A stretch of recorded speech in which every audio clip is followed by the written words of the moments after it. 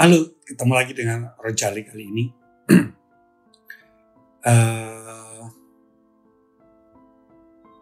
Kebetulan Rojali hari ini nggak kerja ya, besok baru ke kantor. Teman-teman Rojali, dari sudut pandang orang biasa, bukan selebritis, bukan public figure, apalagi motivator. Rojali sebagai orang biasa mengupdate wawasan-wawasan sekitar hanya dengan media-media tertentu. Seperti mungkin teman-teman sudah menyadari bahwa akhir-akhir ini juga ada satu berita yang cukup lumayan rame. Tapi apakah kemudian disepikan ya nggak tahu ya. Yaitu ketika mahasiswa-mahasiswa di sebuah perguruan tinggi tentunya, lebih dari 100 orang itu terjebak pada pinjaman online atau pinjol. Teman-teman Rojali, kalau kita lihat dari sisi kuantitatif, sebetulnya yang terjebak pada hutang pinjol, ya banyak banget kali. Jutaan mungkin, puluhan ribu mungkin, ratusan ribu mungkin. Pinjam bisa, tetapi tidak bisa mengembalikan dengan berbagai faktor. Pinjol ini sebetulnya masalah lama ya. Bahkan kita pernah rame untuk pinjol-pinjol ilegal digerebek. Tapi kita nggak tahu nasib kemudiannya bagaimana. Debt collector yang secara praktis dan taktis membuat teror terhadap para debitur, setelah ditangkap diapain kita juga nggak pernah tahu. Wartawan-wartawan media mungkin either belum atau dianggap berita lanjutan ketuntasan hal itu bukan merupakan selling point daripada berita, ya bisa saja. Gak satu yang bunuh diri, gak 10 yang depresi. Sekarang mulai muncul adanya ketika ratusan mahasiswa yang punya masalah dengan pinjaman online tadi. Ada yang mengatakan bahwa kok bisa para intelektual yang seharusnya mikir terlebih dahulu bla bla bla bla, tapi mau untuk meminjam uang dipinjol. Pas mendengar itu, saya sedih loh. Kalau sudah masalah kebutuhan, ini bukan masalah intelektual. Kalau ngomong masalah intelektual, mengapa intelektual juga dipakai untuk mengembangkan senjata-senjata pembunuh untuk membunuh manusia dalam perang? Dengan dalih mempertahankan.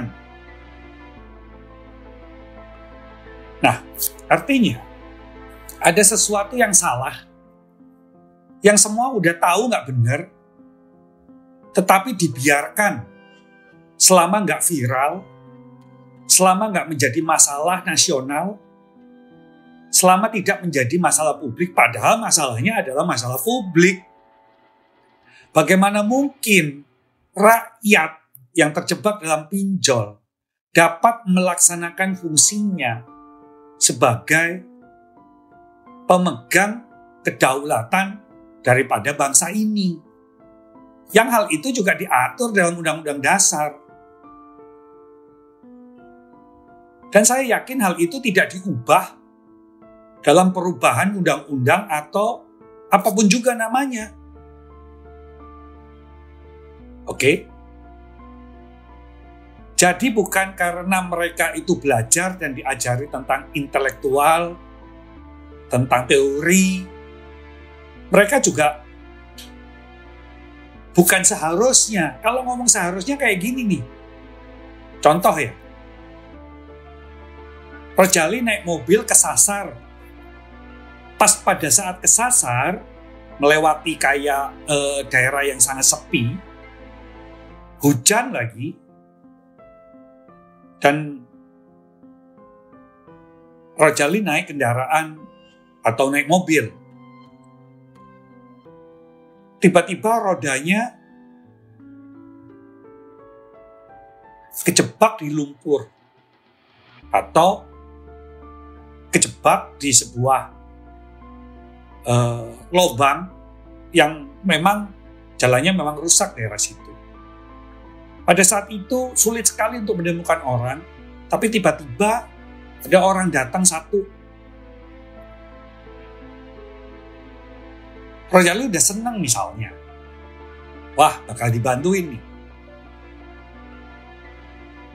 Akhirnya ketika ketemu orang itu belum membantu dan tidak membantu, tetapi orang itu ngomong gini, Pak, mustinya nggak lewat sini. Kalau lewat sini udah rusak. Ya semua juga tahu kalau mustinya.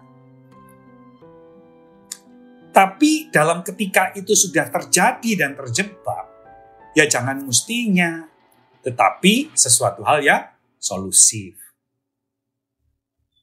Teman-teman Rojali, masalah pinjol, either legal ataupun ilegal, jelas perlu diawasi. Oleh siapa? Ya oleh OJK. OJK jangan buang, oh ini urusan A, oh ini urusan polisi, oh ini urusan mana. Tidak. Tetapi ya ajaklah instansi-instansi terkait untuk membuat sebuah langkah nyata yang memang meringankan, bukan hanya meringankan debitur, tapi meringankan rakyat Indonesia dari gempuran iklan-iklan yang menjebak seperti itu. Katakan kalau untuk legal, bunga sudah ditentukan, misalnya 0,04% per hari. Tetapi ada lain lagi loh. Coba deh dicek. Gak usah nunggu, oh kalau yang ini urusan fintech adalah urusan AF apalah gitu. Asosiasi fintech bla bla bla atau apalah. OJK harus mawas, karena apa? OJK mampu membuat aturan-aturannya. Masalahnya adalah OJK mampu nggak melakukan pengawasannya. Oke.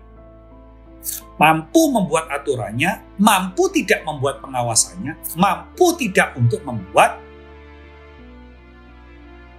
solusi-solusi praktis yang dapat diterapkan secara tidak bertele-tele. Tadi Rojali ngomong, kalau bunga sudah ditentukan supaya tidak menjerat rakyat, coba deh. Coba bilang di komen ini, di komen channel saya.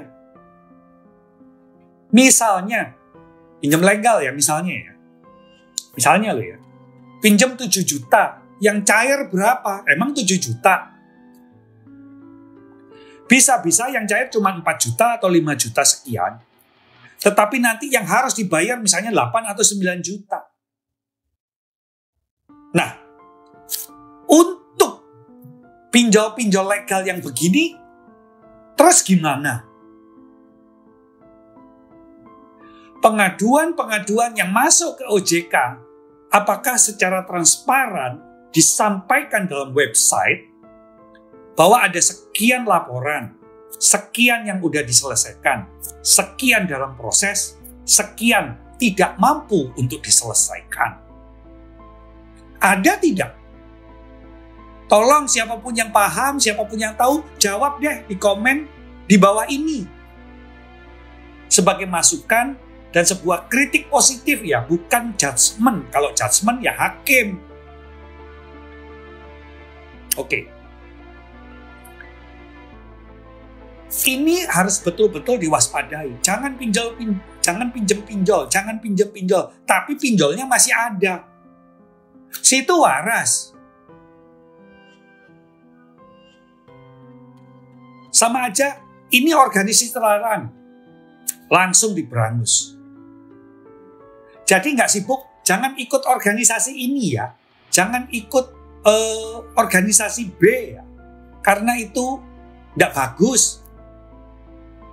Larang, berangus, baru kemudian disosialisasikan, bukan disosialisasikan beritanya ya, tetapi yang disosialisasikan adalah langkah-langkah praktis dan otentik yang diambil oleh pegawai-pegawai rakyat tersebut. Mengapa pegawai rakyat? Karena yang bayar rakyat.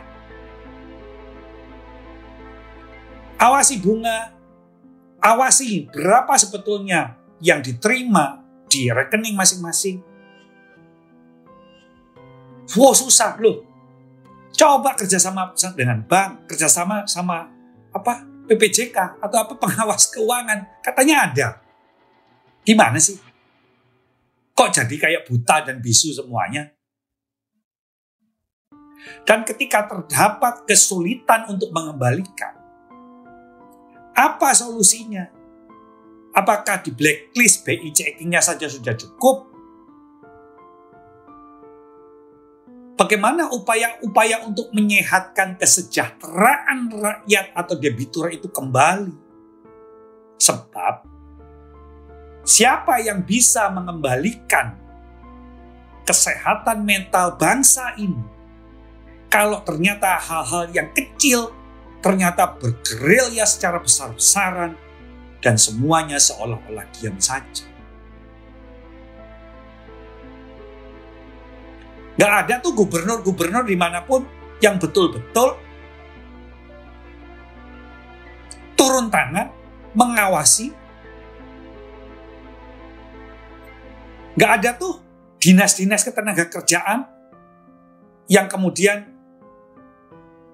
membuat laporan statistik bahwa ada sekian tenaga kerja untuk debt collector. Udah tahu debt collector itu neror.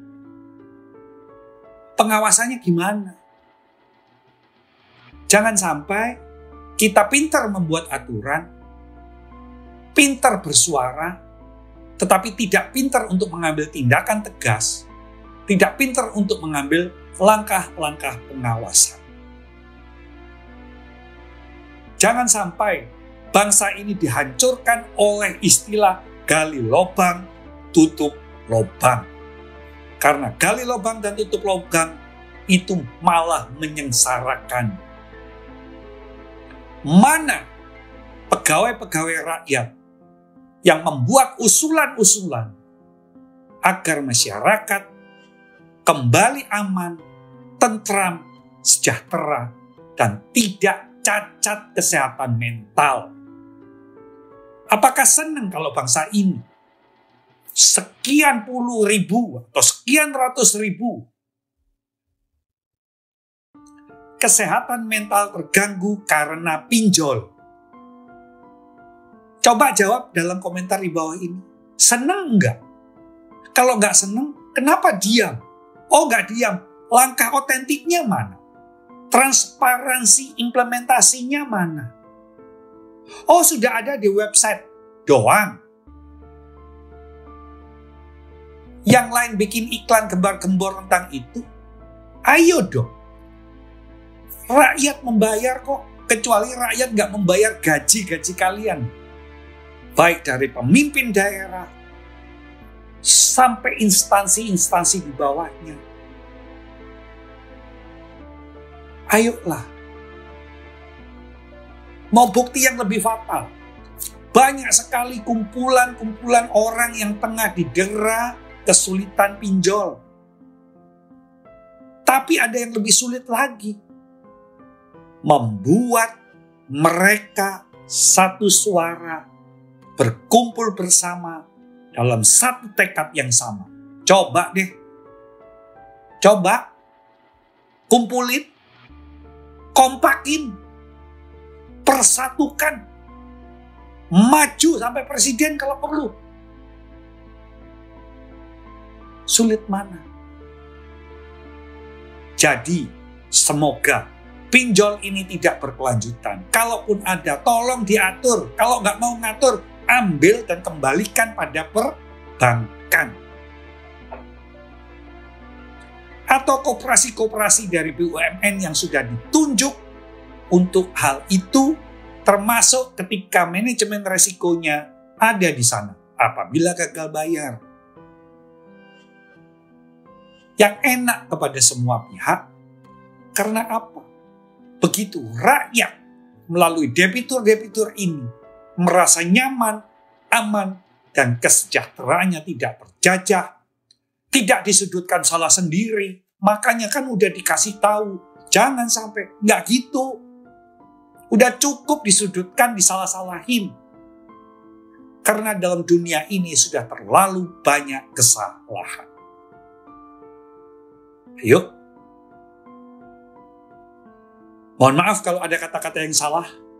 Mohon komen di bawah ini untuk perbaikan-perbaikan dari bangsa ini. Dan semoga teman-teman mau mensubscribe Rojali dan membantu untuk memberikan satu support dengan hal itu. Sampai ketemu lagi. Salam Rojali.